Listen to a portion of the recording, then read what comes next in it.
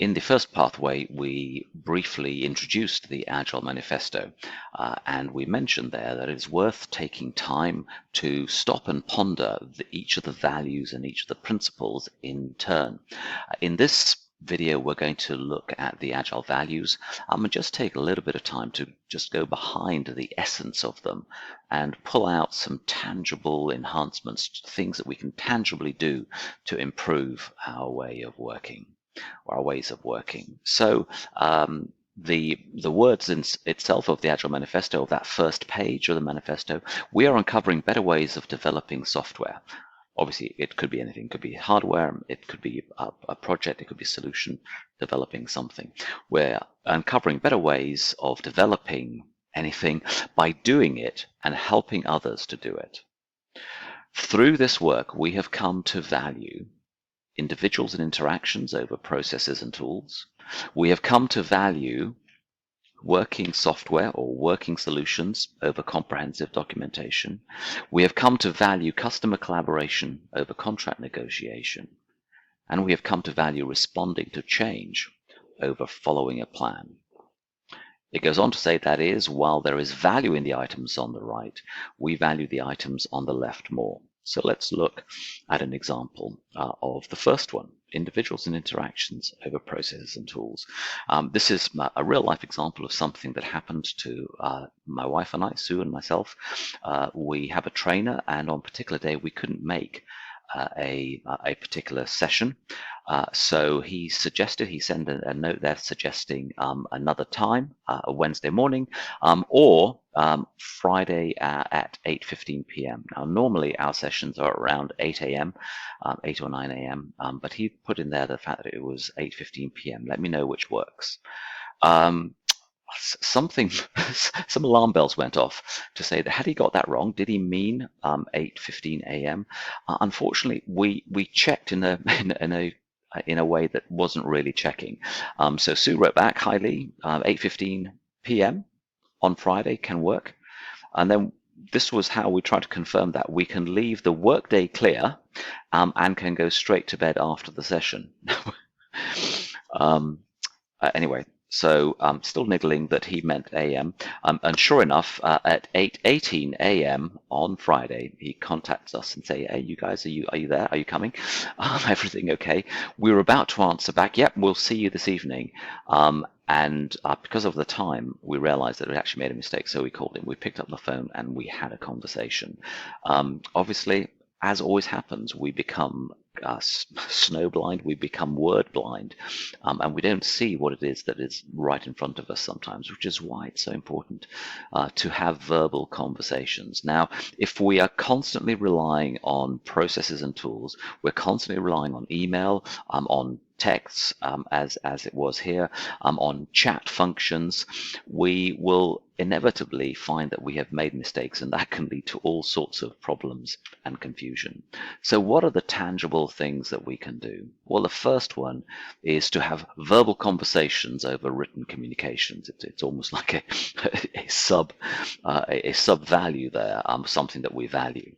And it comes out of Agile Principle number 6, which says the most efficient and effective method of conveying information is face-to-face conversations. Obviously, through COVID, we have done that through video chat and so on, but where possible, switch on that video because we minimize the chance of miscommunication and misinformation when we are talking face-to-face. We can clarify things immediately. We don't need to make assumptions, assume that somebody has got something right. The next thing is to check understanding and context of the desired outcomes before we start a task, if possible. But if we can't do it before we start, we should get started anyway, knowing that we've got short iterations, so we'll very quickly be able to check our understanding, check the context. But it's important to do that as soon as possible, which is why I love daily stand-ups, this idea that we can get back on track almost immediately. We do not have to wait until the next review point, until the next milestone, the next checkpoint. We know that within 24 hours we're going to be able to get an answer to something, if not sooner. So these continuous conversation, individuals and interactions over processes and tools. And of course, within this context, we have this idea of regular retrospectives. Remember Agile principle number 12. We'll look at this in more detail in another video. But at regular intervals, the team reflects on how to become more effective, then tunes and adapts and adjusts its behavior accordingly. And so we can find out whether we are making those mistakes in the way we're communicating. Are we relying on a system to communicate with each other? Are we always typing every single last word, maybe into a ticket to get something to move on to somebody else and then throwing it over the fence? Or are we actually having those conversations? So some practical things that we can do right away to improve our agility, but conversations over written communication. The next thing then is looking at working solutions over comprehensive documentation. The hours and hours and hours of preparation that go into preparing a status report, whereas it could have been done so much quicker if we just got together and had a conversation. Look at the increment, look at the demo, show over tell over write, it says there. So if we can look at the thing that we're working on, we can discuss it immediately, and we can do that. It can take so long to prepare a very nice polished report, which really doesn't always tell us everything that we need to do. So hours of prep and possible miscommunication again over minutes of attendance if we just look at the thing itself. So how do we do this? The subtext, if you will, of this value is demos over status reports. And I think Agile principle number 7 says it beautifully. Working software, working solution is the primary measure of progress, far better than a status report. Also, regular collaborative reviews, feedback and adaptation. Looking at principle number 4, business people and developers must work together daily throughout the project. Again, two really, really simple, straightforward things that we can apply immediately to our ways of working to improve them. Progress over perfection. This is a huge one. Progress over perfection. Don't give in to the law of diminishing returns. We can keep polishing, and are we adding any value? 80% of the value comes in the first 20% of the information, of the features or whatever it is that we want. So let's focus on minimizing that extra work.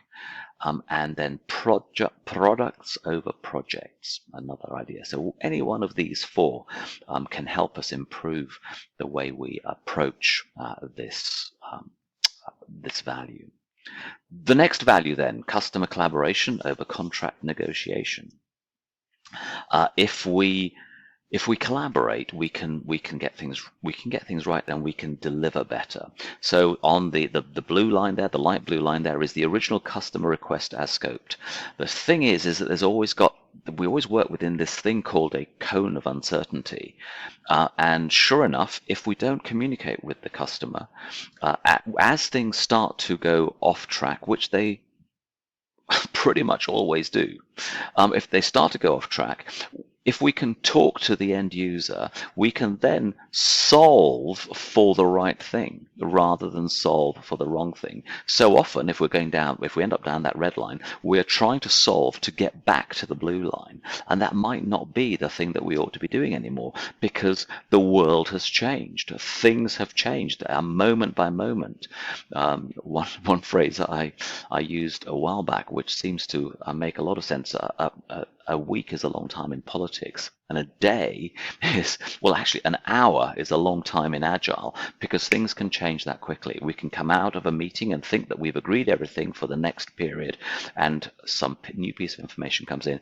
If we're nimble, we can adapt to that very, very quickly. So following the dark blue line there, what happens by having continuous collaboration, continuous discussions, we then can use our resources and our time to build the thing that the customer actually needs, not necessarily deliver to the original scope, which may be out of date probably the moment we get started. So what does that look like in real time? So these tangible enhancements. Who are our customers? Our customers are the end users of the product or service that we are creating. Do we know who they are? And are they involved in the process right from the beginning and continuously throughout the project? Do we know what they need? Do they know what they actually need? Again, it's so easy to get to fall into the trap of, I want this and I want it to be this color, etc., etc. Well, if it can't be that color, could it be something else? Can we have those collaborative discussions rather than go into this place where we come to a point we haven't delivered what has been asked for, or we have delivered it and things have moved on, and we find ourselves in a trap. Increased transparency removes second guessing and, of course, conspiracy theorizing, and that's a huge one.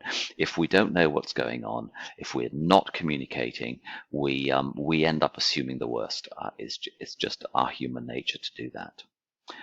So if we can increase transparency, that will immediately change everything that we do. One idea out of all this video could be a massive change to what we do. And another one to think about is consider outcome-based contracts. This is a really interesting idea. Rather than contracts which are delivery-based or are necessarily looking at the features that we're going to deliver, talk about the outcomes that we want to achieve together and build towards that. There's some interesting material around that. We're going to spend a little bit more time on that in another video, if I remember, I'll put some links into as well into this that just to give you some ideas on that. And then finally, responding to change over following a plan. This is an interesting one. This really gets people. And I think the reason it gets people is because of what we've learned how to do. We've been brought up believing that if we fail to plan, we plan to fail, and therefore the plan is everything. And then later on in life, we discover that no plan survives contact with the enemy. So then we think, well, there's no point in planning. But actually, there's that beautiful middle ground. And President Eisenhower said this: "In preparing for battle, I have always found that plans are useless, but planning is indispensable." And that's the key. It's this idea that we must plan, and you will know from previous videos, hopefully you'll be getting this idea. We relentlessly replan and reprioritize with Agile, but we know that that plan could change at a moment's notice as well. How do we handle this changing?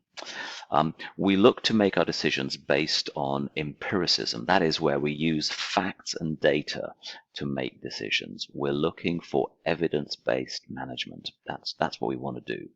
What is empiricism then? Empiricism asserts that knowledge comes from experience and making decisions based on what is observed.